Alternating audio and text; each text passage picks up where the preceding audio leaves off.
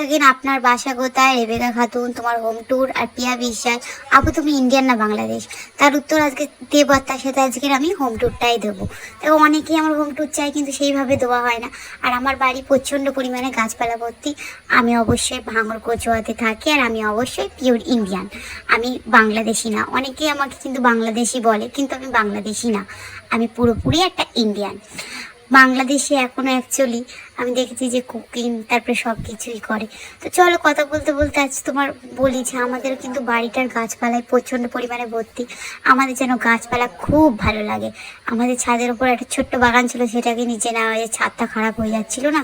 আমাদের বাড়ির সামনে এমনিতেও প্রচণ্ড পরিমাণে জায়গা আছে, সেই কারণে আমাদের এখানে 3টে রুম, একটা আমি থাকি, একটা আমার দাদা থাকে, একটা মা থাকে। আর এখানে 3টে বাথরুম আছে, ঘরের ভেতরে 2টো আছে। আর অ্যাড্রেস দাদার সাথে দাদার তো বাথরুম আছে, আর আমার সাথে আমার একটা বাথরুম আছে।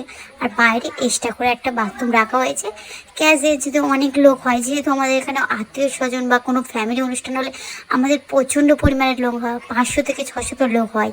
সেই জন্য আমরা ক্যাজুয়াল একটা একটা এক্সট্রা বাথরুম করে রেখেছি পুরো বাইরের সাইডে। আর বাড়ির ভেতরে কিন্তু 2টো বাথরুম মাত্র। আর আমরা এমনি তো লোক 4জন, আমি, আমার মা, আমার একটা বড় দাদা আছে, দেন আমি আর দিয়ারানি। আর এখন তো 5জন হয়েছে দিয়ারানি ধরে, মা বাবা দাদা আর আমি আর দিয়ারানি। অ্যাজ আমরা খুব ছোট্ট ফ্যামিলি।